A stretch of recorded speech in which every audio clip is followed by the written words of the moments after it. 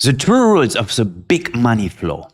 Forget all this retail bullshit like 1 to 3 setups or anything else. We are ex-Wall Street scalpers. We work together with hedge funds and we understand the real money flow, not the retailing ideas. Forget all these lies.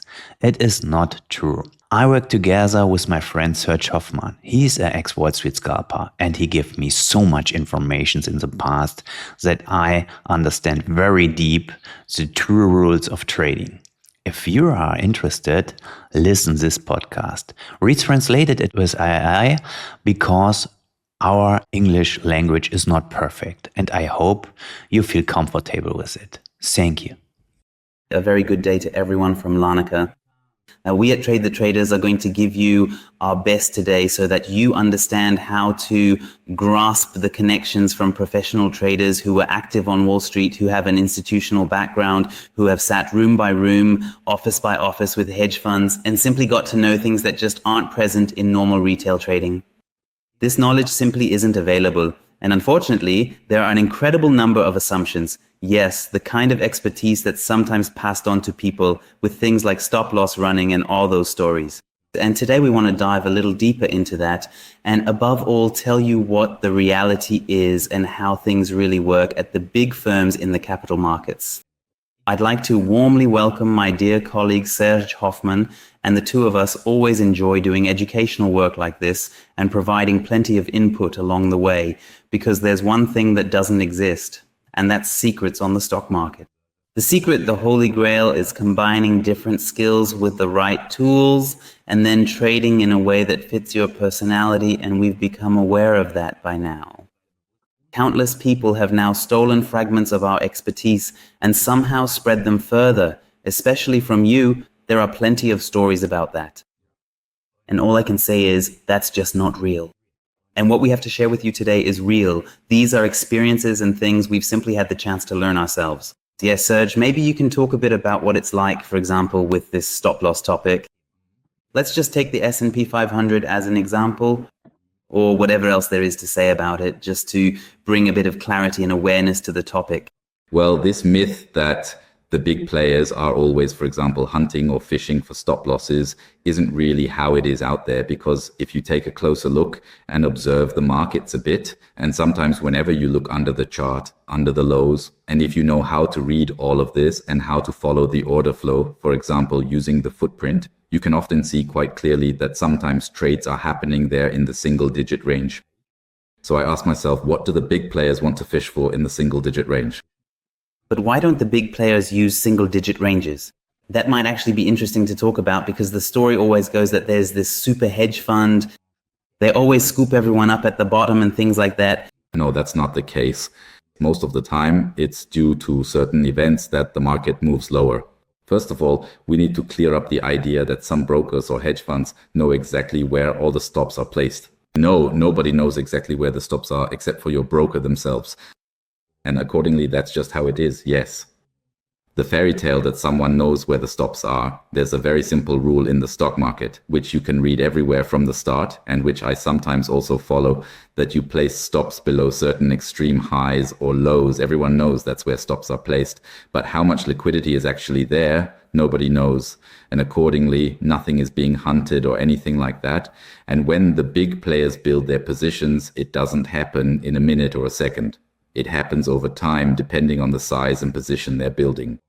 And sometimes it's complex, sometimes it's done through spreads, sometimes it's additionally hedged with options. So it's a very big game, and it can take weeks sometimes until they fully build their position. Accordingly, it's not true that there's any kind of stop hunting going on.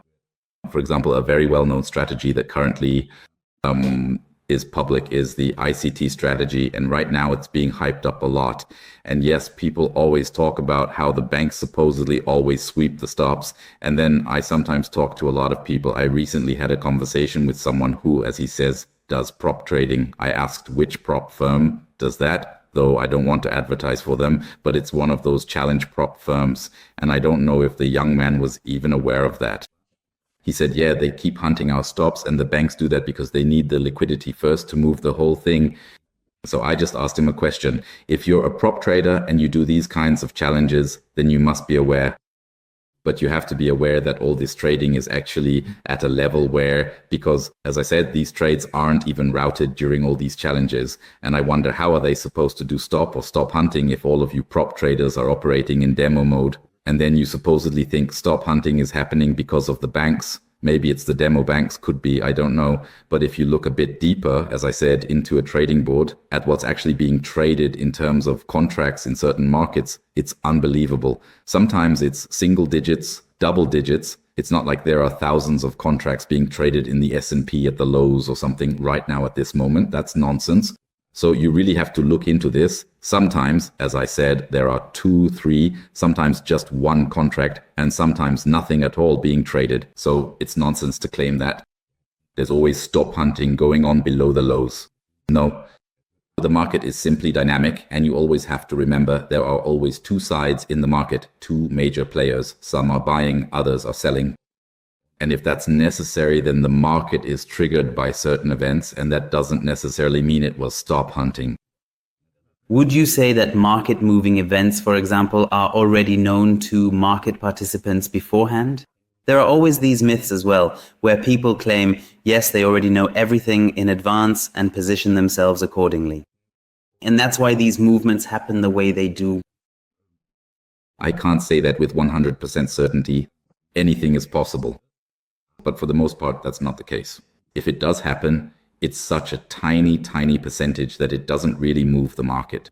It's simply certain events, and sometimes it's also just the greed in the markets that drives everything. So, for example, I remember this from stocks back in the day with pump and dumps. I don't know if anyone knows what a pump and dump is. Back then, especially with small caps or penny stocks, I don't know if you remember that. Do I remember that? I got to know that very well. Back then, I used to sit together with traders. Maybe I have a cool story for you. What do the big guys do who actually aren't that big? A story from the old days. It was around 2006, 2007, 2008. Back then, for example, we learned in Switzerland that there were a lot of stock issuances, new stock offerings. They had absolutely no foundation, and that was really exciting.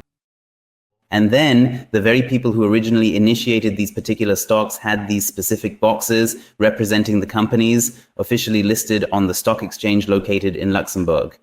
Following this, they then proceeded to do some of the wildest, most outrageous, and truly unexpected things imaginable to aggressively drive up the prices and valuations of these companies, even though there was virtually no actual liquidity at all in the market for these stocks. They did it, they sent faxes, they did all sorts of things to draw people's attention so that liquidity would flow into these companies. They themselves were already in long before. And in some cases, they pushed stocks from 1 cent up to 7 euros. That's unimaginable. And of course, they cashed in. And then there was the other side, the short sellers. They found out that these stocks were worthless. And back then, there was a really great broker in Germany. There you could write naked shorts for 4 days. That means you could fire in naked shorts and short those kinds of stocks. The trick and the risk was that sometimes you started shorting at 2 euros and the thing just kept running up. One phone call to the relevant authority and they suspended trading. Of course, the guys who shorted the stock went all in and put in everything they could. What's the story behind it? That's not how real institutional trading works. That's fraud on all sides. But there was a lot of that going on. And if you just imagine, the people who are called back then were supposedly some dental companies that had developed the greatest product for dentists or something like that. They really invested a lot of money just to push those stocks up in the first place. And the short sellers really traded those stocks down to zero. And that was really, really terrible. And who was the criminal there? Yes, the initiator was the criminal. And who was the so-called Robin Hood? That was the one who beat the stocks down. Because he then said, oh yes, what they did was really mean. But in reality, they also lined their own pockets. And that's the stock market, that's reality. There are no gifts there, and there are no stories like, oh, we're doing something good for them. Just be prepared for this. When you, as a retail trader, enter the markets, you're up against institutions that know no mercy, have no compassion or anything like that. You're competing against people and nowadays against machines, algorithms, and so on, where the brightest minds are involved, developing insanely impressive stuff, spending huge amounts of money on progress. And we retail traders really think, to get back to the point, that they make money with stop loss hunting. No, you can forget about that. That's not how it works. And just to give you a bit of an example, you have to imagine a large company takes a very long time if, say, a pension fund receives money or whatever, corporations, you name it, and they get capital inflows. Then in this example, they have to route these stocks through the exchange. Of course, there's black pools and so on and so forth. Dark pools. Dark pools. Oh, yes, dark pools. Thank you. And there are also transactions that are settled there, but a lot is processed through the exchanges, and many of these institutions sometimes need an entire day, sometimes even longer, to establish their positions there. And when do they prefer to do this? When markets are fairly priced. And when a market's fairly priced, when they are in a range, in a sideways structure. And also to place a few trading ideas there.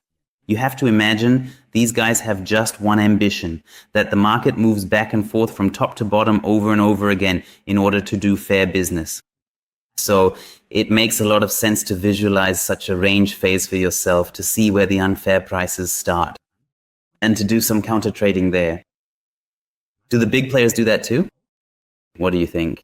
Do they do counter trading the way we imagine it? Or is it just smaller hedge funds that pull off these kinds of things for themselves?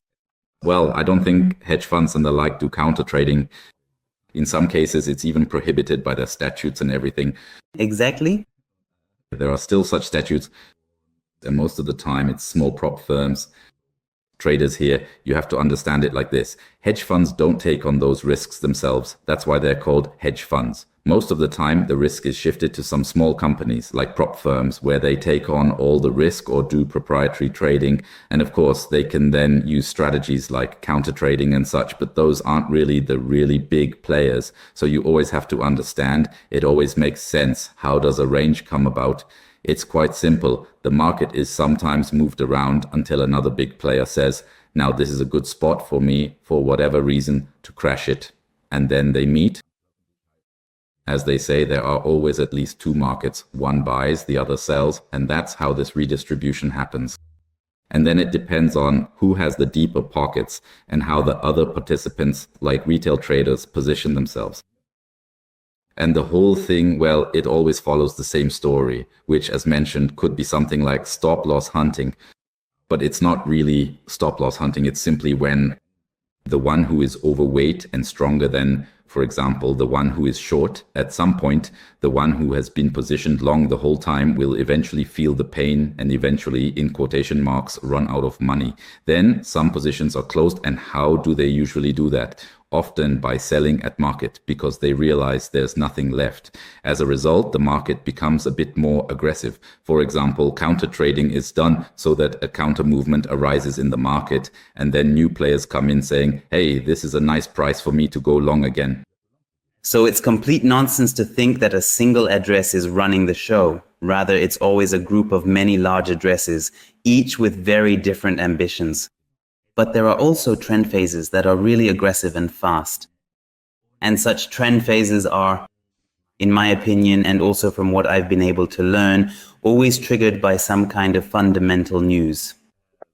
And large institutional players aren't interested in just briefly moving a market from A to B for technical reasons. There has to be substance behind it.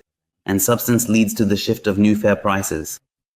And where that fair price actually is, we don't know in advance. And for example, when we refer to resistance and support from the past, from certain highs or from certain value areas, we also don't know if the market will actually stop there when it reaches those points. As retail traders, all we can do is make a preliminary assumption that there's a probability something will happen there. But what actually happens there, we don't know. And that's why we like to look into the order books. That's why we then look into the derived footprint, especially when we're trading a bit more slowly, trading more slowly. Are there any indications there that what we expect will actually happen? And this glorious golden setup that's often presented and talked about, do you think it really exists? Not really. So no, it doesn't exist. This so-called holy edge in the markets or anything like that simply doesn't exist. These days, you even see ads. If I look around on social media a bit, there are ads for the new edge AI and artificial intelligence and all that. Come on, seriously.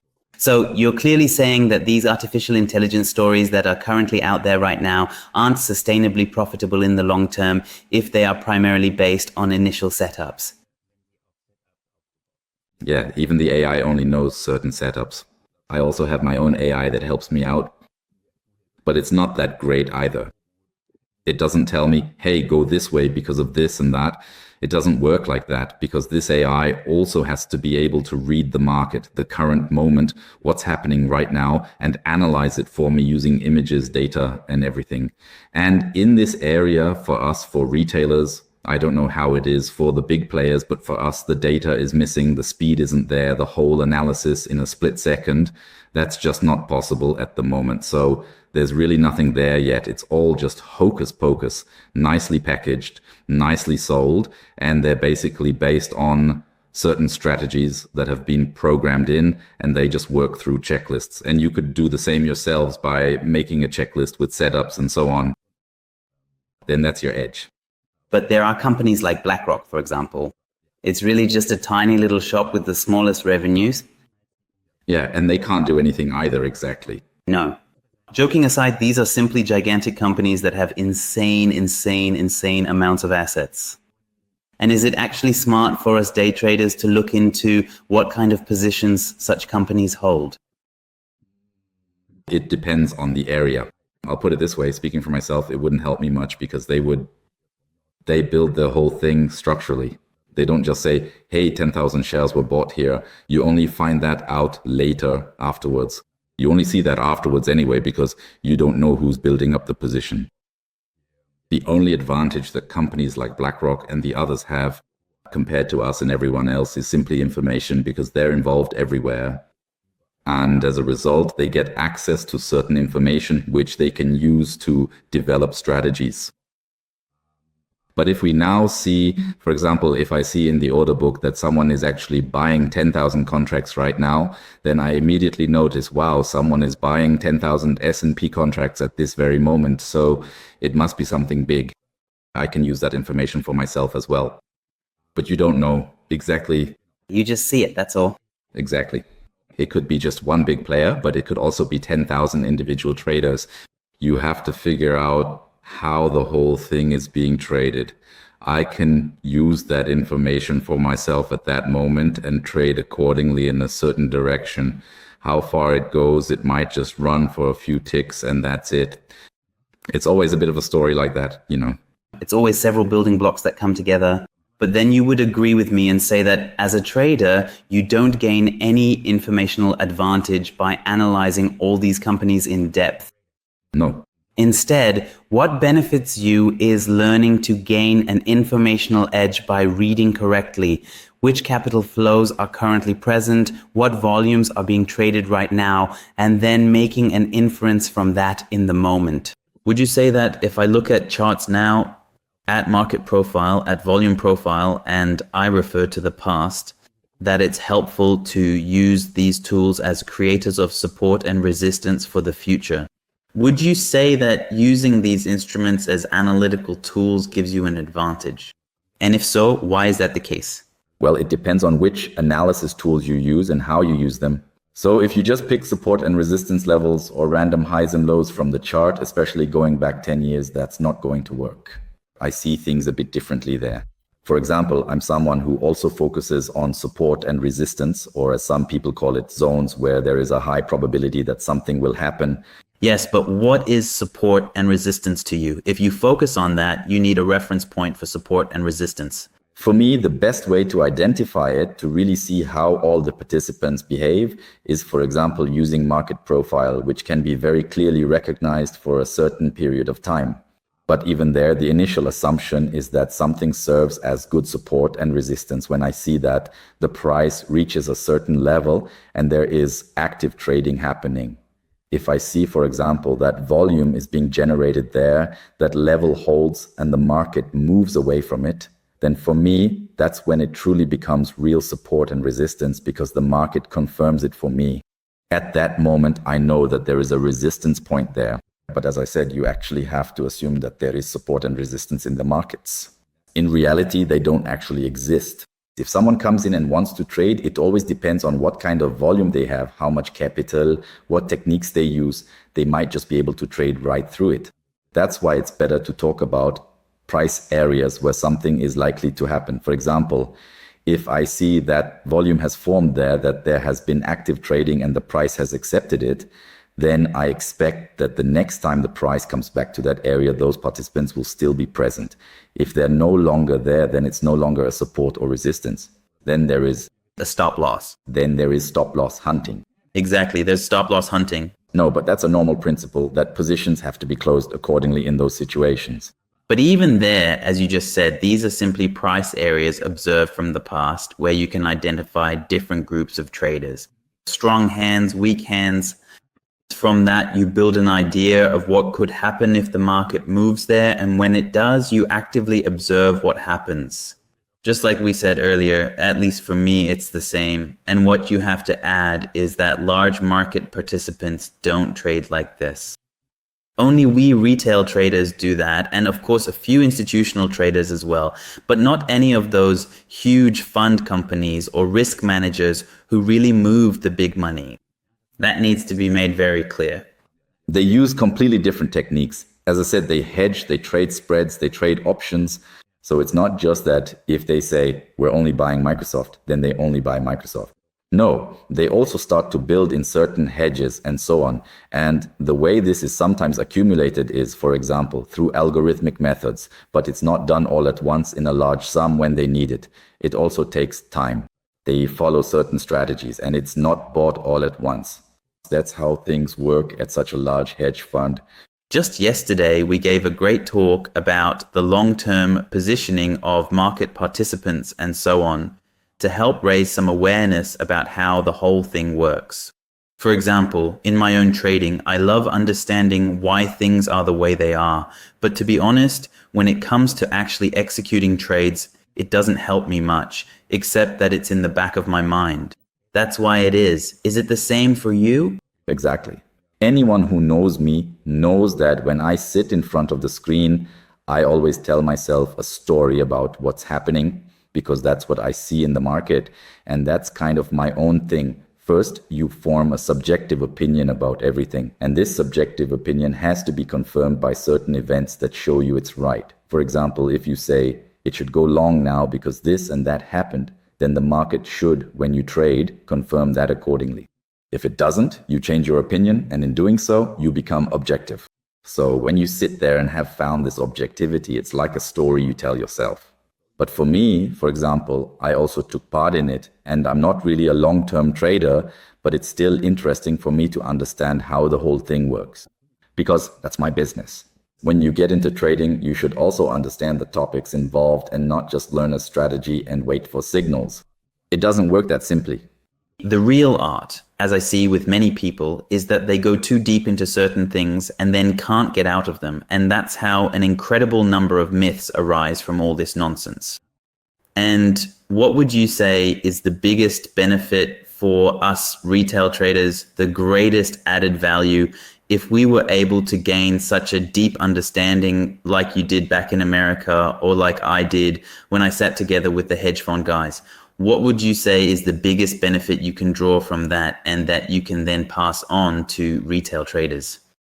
Benefit, well, the greatest added value for people, for you, for me, for us, if you ask, what does this actually help me with as a trader? Now, the whole process, or what really helped me as a trader, helps you today as a trader with all your knowledge from the institutional sector. What really helps me is simply understanding and reading the market. There are certain tools that personally help me with this, and that's the biggest benefit. As I said, I was indeed lucky enough to sometimes have dinner with experienced market makers, and some of the fundamental principles were explained to me there as well. And once you understand these principles, and nowadays there are some really great support tools like Market Profile that provide certain insights, you can really form a completely objective opinion from that. That was the biggest benefit for me when I really understood how the market works instead of just following principles like there are hunting stops here or there are a lot of stops there and so on. You simply have to let go of that idea first because that's not how the market works. The market is a constantly moving, dynamic process, and things can change so quickly, especially if you're day trading, that certain information can shift in an instant. Accordingly, my biggest benefit was learning to truly adapt myself to the market. So, market making, maybe for those who aren't familiar with it, market makers simply have the task of providing liquidity in the market, both on the bid and ask sides, meaning the buying and selling sides, so that other market participants can always trade. But there's a cool story about this, especially during the COVID crash. It was really exciting because suddenly there were no market makers left. They had all disappeared, and we'll make a separate story about that because it's really super interesting for you as well. All of the algorithms, all of the high frequency trading firms, they are no longer present when the market exceeds a certain speed threshold. And that is something that is quite good for you as individual retail traders to be aware of and to know, because these significant players are the biggest liquidity providers for us in the financial markets. And when volatility gets too high, they are completely gone, which means that sometimes 80% of the trading volume that is normally present in the order books is entirely missing. Exactly. And if someone traded during the COVID period, for example, they saw that in the DAX, we sometimes had spreads of 20 points. So that's no joke. In the Euro stocks, which normally has a bid and ask of, let's say, 300 to 500 contracts, sometimes a bit more, sometimes a bit less, we sometimes had single-digit numbers. Yes, and what I want to say with this is, if you simply know and understand this, and you know that these big players are no longer active, then you just have to be very careful. I also know this from those oil trades, which got extremely exciting when oil eventually went into negative territory and so on. In such situations, it is simply essential to know the rules of the big players, because otherwise there will always be situations in the markets that we can't explain, at least not in that moment. That's why we can only manage our risk. And if you think this is your biggest opportunity, then go swimming or go cycling or do whatever else. I promise you, when the markets are really highly volatile and we retail traders think the biggest opportunity is coming, they will chew us up and spit us out every single time. Every time I thought that was the most important, coolest trade. I have to admit, unfortunately, it never was. Have you had such a case? Yes, there are so many examples, really a lot, but I don't want to go into too much detail about them. Instead, I want to give you an example of how you can recognize how quickly liquidity can disappear or evaporate. At the next ECB meetings or ECB decisions, just open the order book and see how much liquidity is there. You'll be surprised. For example, if you look at the order book, you'll see how quickly liquidity disappears right before interest rate decisions or when the Fed is about to speak. It just vanishes from the books. So accordingly, they don't want risk. Risk, exactly, because not everyone really knows what's actually happening there. And when you see those huge spikes in the chart, it doesn't necessarily mean that there was a massive sell-off. It just means that there was liquidity further down and it got filled there. That's why the market, or rather that's why you see such a huge negative candle, but actually not much liquidity was traded within that candle. And then people say, yeah, all my stops got hunted, damn it. Then it might go back up, right? Look, you're such a gifted order flow expert. And what I've learned, for example, is to always trade in the direction where there's more money. Such a simple rule, because where there's more money, there are more big players. There's simply more demand for trading. Would you also agree in such simple terms that this is a possible approach in normal market environments, that you look for volume imbalances and that this direction is initially interesting for us? Or would you say, you have to be careful with that? You have to be careful from time to time, depending on the context. The context is always decisive. For example, if the context in this case is long, and we see that the market is also being driven by the high liquidity that's being created when the market rises, then I would say yes. But there are situations where, in a certain way, it can also happen that you might assume something, because that's initially a subjective opinion. If the market, in a certain way, creates liquidity but always rejects it and keeps moving higher, and there are always such strong rejections, it could also mean that someone is perhaps building a position there. These are the kinds of stories. It always depends on the circumstances. You can't just say a lot of liquidity is being traded up there, so the market has to go there as well. But now you're saying exactly what I also want to get to in the end. It's important to understand the big why and how it all works. And now we're on the completely opposite side, at the deepest level, where we experience the bear market. And that's in the order book. What you might have just seen, how Hirsch experiences it, how he explains it, that's all connected to the fact that he understands what's happening in this whole construct. And when you've gained this deep understanding, it's like reaching a state where you enter a kind of game, a deep flow state. I'll give you an example. Have you ever been to a bazaar, a huge bazaar, or a market? For instance, in Germany, I think there are these market stalls on Sundays or Wednesdays. I'm not sure if they still exist. They've mostly been taken over by others by now. It could be that they're not there anymore, but just go to a bazaar sometime. You can actually learn a lot about trading there, no joke. Just go there and watch the people, the stalls. It's kind of similar to how the market works. For example, you'll see two people across from each other, both selling, say, sausages or something, and one of them just shouts much louder, so loud that he grabs people's attention and draws them over. Why? Because he's creating a lot more attention, and as a result, the liquidity shifts over to him. Then the guy across from him thinks, hey, I need to shout even louder now. And so it goes back and forth. Eventually, one of them loses his voice and gives up. That's kind of how the market works too. You have to understand the whole dynamic. The market is always driven by supply and demand, and it's exactly the same principle at any bazaar. If you go there, you'll see where people are standing and why they're standing there, because that's where the demand is, since the offer there is especially attractive at that moment. And that's basically how it works in the markets as well. Once you understand this principle, how everything functions and why the market is moving in a certain direction at this particular moment, you can draw certain conclusions for the short term, though not for the long term. But let's maybe wrap this up by saying what you refer to as market noise is what we consider support and resistance. And what you just described as a ping pong game is what we call the flow. Exactly. And at some point it just ends. And I think in the end, it's really that simple. You just have to embrace that simplicity and see what actually works for you in trading, instead of having something imposed on you with some weird 1, 2, 3 patterns or other nonsense. None of that has anything to do with the real world of trading. These are just minor factors that sometimes have a reason to exist, but most of the time, unfortunately, they don't. And yes, I would say maybe you have 2 or 3 sentences you'd like to add at the end, but I think we've managed to describe quite well how this world really works, especially from the perspective of the big players and what retail traders should learn from that.